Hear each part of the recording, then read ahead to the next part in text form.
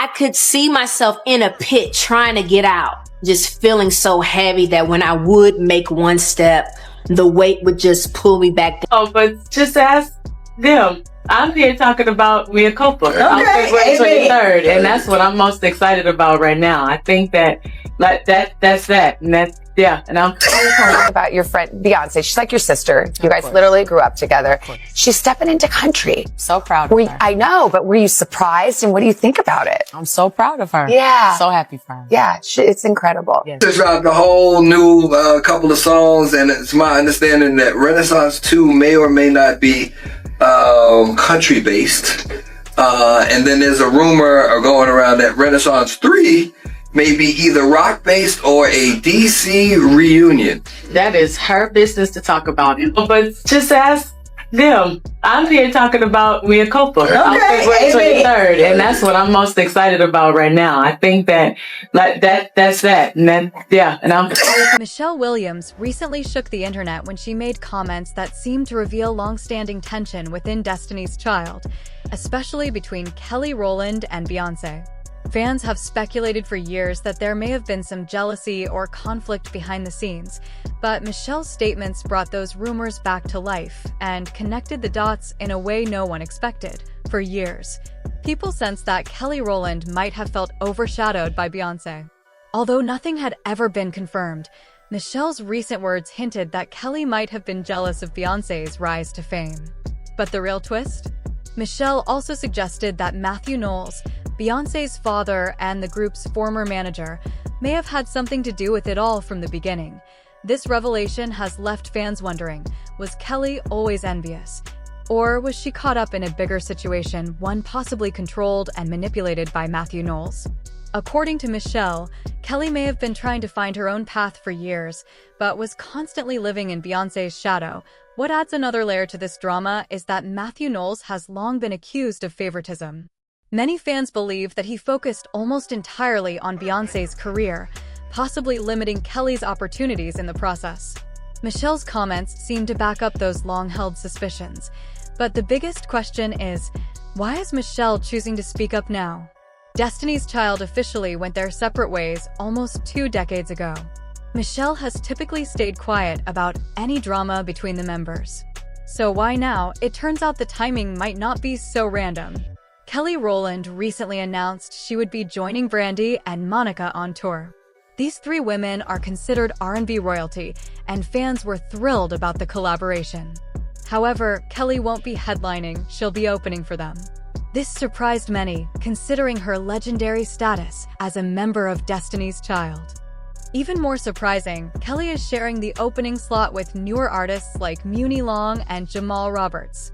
Many fans feel Kelly deserves a higher position on the lineup. Some even feel that this move shows that her solo career hasn't gotten the recognition it deserves, despite her talent and experience.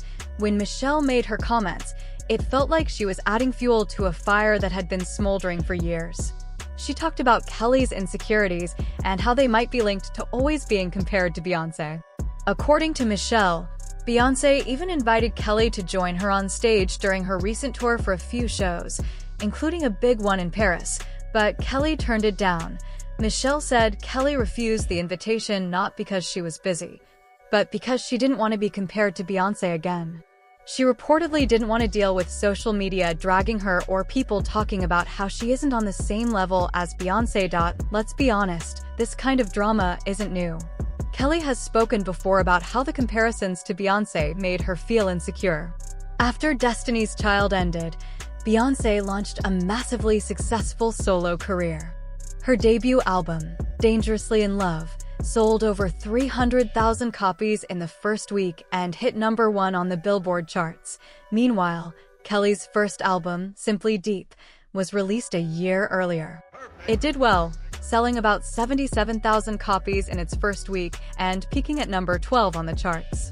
That's impressive, but when Beyoncé's album came out, the comparisons between the two became louder and more critical.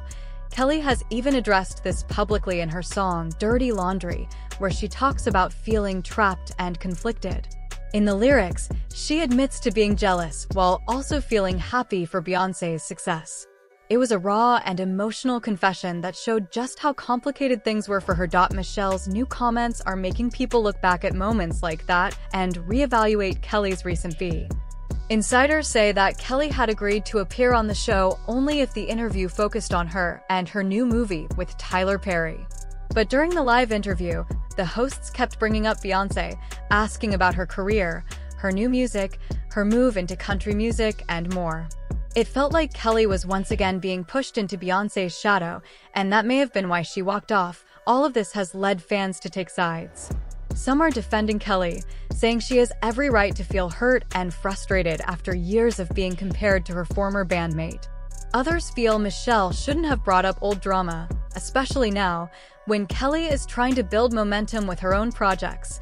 Some fans have started using hashtags like #ProtectKelly and #LetHerShine to show support. They argue that it's unfair to expect Kelly to always stand beside Beyonce and be okay with being treated as second best. Others have pointed out that Michelle's timing seems shady, especially considering Kelly is about to go on tour. Meanwhile, some critics think that Michelle may have had her own motives for speaking out. Perhaps she felt left out or overlooked herself and wanted to remind people that she was part of Destiny's Child, too. Either way, her comments have certainly stirred up a lot of feelings and brought the spotlight back to a group that has long since disbanded. As of now, Kelly hasn't responded to Michelle's claims, and Beyonce hasn't made any public statements either.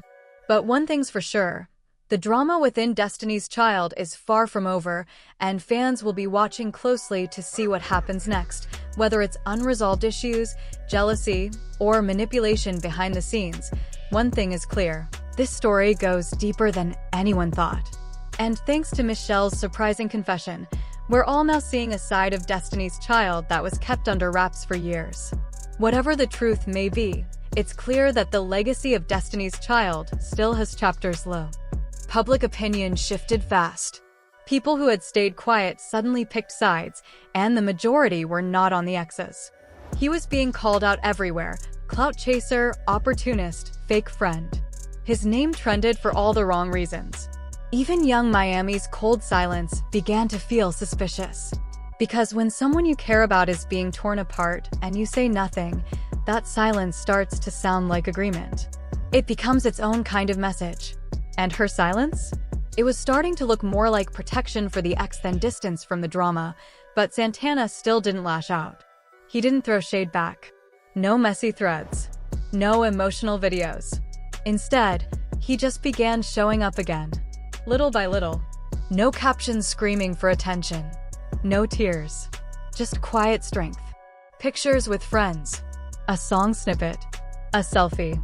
Things that seemed small but meant everything. Because after being humiliated so publicly, just choosing to keep showing your face is a type of bravery people often overlook. Santana wasn't trying to play the victim. He was just surviving. And somehow, that became more powerful than any statement he could have made. People started looking at him differently.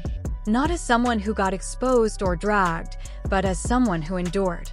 He became a symbol of resilience, not because he fought back with drama, but because he chose to keep standing even when everything was pushing him down. And that's what hit people the hardest. We've all been there in some way, hurt, left out, talked about, betrayed. But not everyone knows how to keep going when that happens. Santana did. And without saying much at all, he inspired people to hold on, too. Still, there were questions no one could ignore. Was this whole situation planned from the beginning? Did someone have an agenda? Was it really about a relationship? Or was this something darker, something designed to break Santana down and